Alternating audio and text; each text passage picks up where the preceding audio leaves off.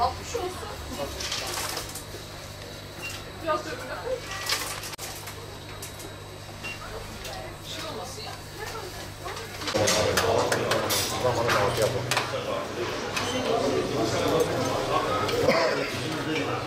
Hadi be.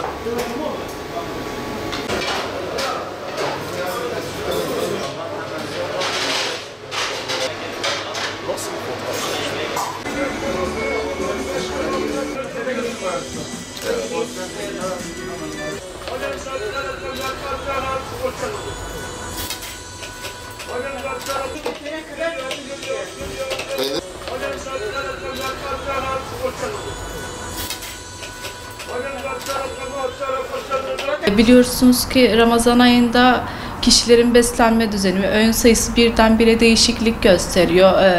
3 ana öğünken, yani 3 öğünken 2 öğüne düşüyor. Bunun üzerine kırmızı et, makarna, ekmek, hamur işte ne bileyim börek, tatlı tarzı beslenme daha çok ön plana çıkıyor. Ve tabii bildiğiniz üzere kalori ihtiyacı, vitamin, mineral ihtiyacı hiçbir zaman değişmez. Her zaman aynıdır. Her vakit olduğu gibi Ramazan ayında da daha çok yeterli ve dengeli beslenme üzerine dikkat etmemiz gerekiyor. Aynı zamanda kesinlikle sahur yapılmalı diyoruz ve sahurda hafif besinler tüketilmeli. Sıvı ihtiyacı karşılanmalı. İşte günlük 2-2,5 litre en az su, yani bu da 8-10 bardağa denk gelecek şekilde ve bunu iftar ile sahur arasında yavaş yavaş yayarak tüketmemiz gerekiyor.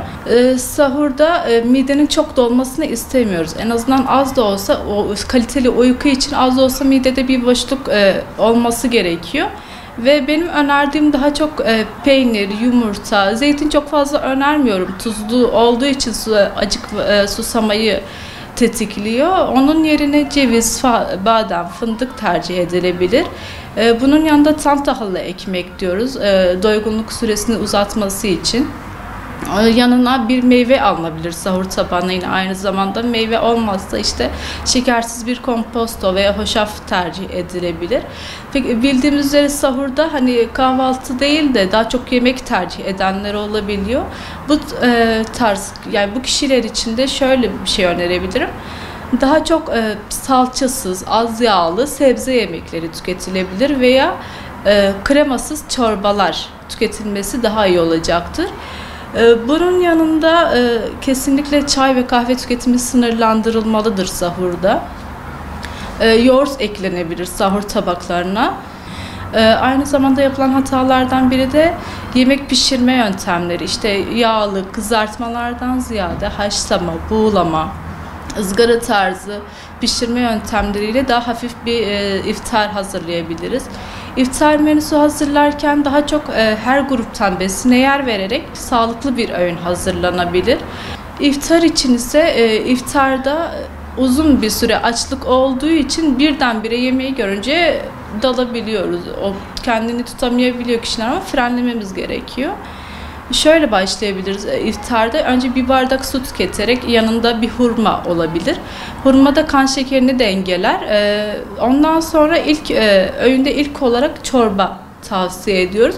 Çünkü uzun süre aç olan mideyi birden rahatsız etmesin. Ve çorbadan sonra bir 10-15 dakika kadar, en az 10 dakika dinlenme aşaması. Bu arada namazınızı kılabilirsiniz.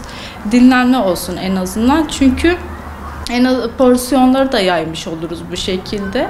O 10 dakikadan sonra yine ana yemekten ziyade şey alabiliriz. İşte salata alabiliriz, yoğurt alabiliriz yine yanına. En son ana öğüne geçerekten porsiyon kontrolünü sağlamış oluruz.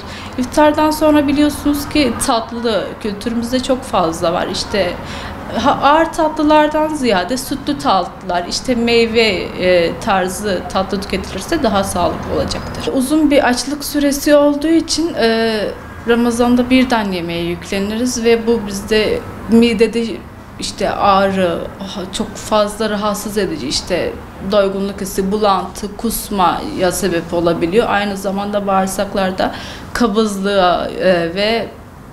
kabızlık ve gaza sebebiyet verebiliyor. Hareketsiz kesinlikle kalınmamalı.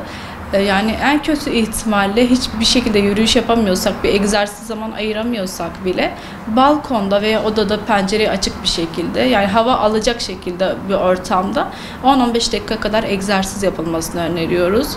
Bunun yanında Ramazan ayında kesinlikle uyku düzenimize, uyku kalitemize önem göstermemiz gerekiyor. Hem beden hem ruh sağlığı açısından.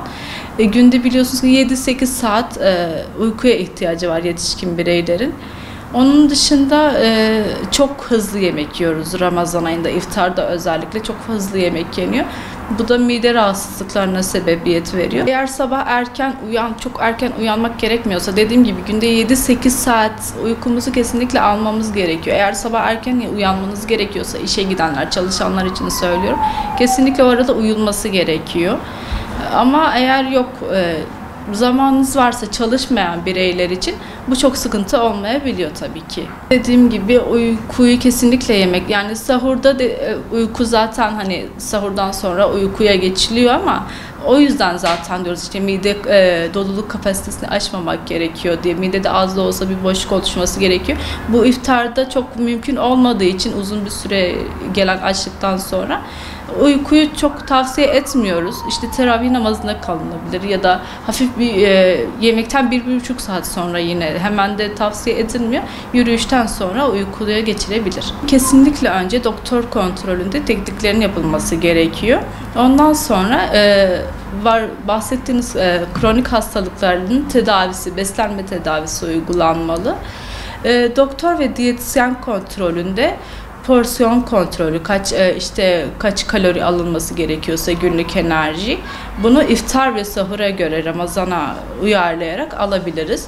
Tabii doktor eğer oruç tutmasını sakınca görüyorsa oruç tutulmamasını tavsiye ediyoruz daha çok. Bundan ziyade diyabet hastası dediniz. İşte diyabet hastaları hamur, beyaz ekmek, makarnadan uzak durun, glisemik indeksi yüksek olan besinlerden uzak durmaları gerekiyor kesinlikle. Ondan ziyade işte salam, sosis, sucuk gibi tuzlu besinlerden kesinlikle böbrek hastaları ve tansiyon hastaları kesinlikle uzak durmalı bundan. Kalp sağlığını korumak için de daha çok omega 3 kaynağı besinleri tüketmeliyiz. Doymuş yağlardan uzak durmamız gerekiyor.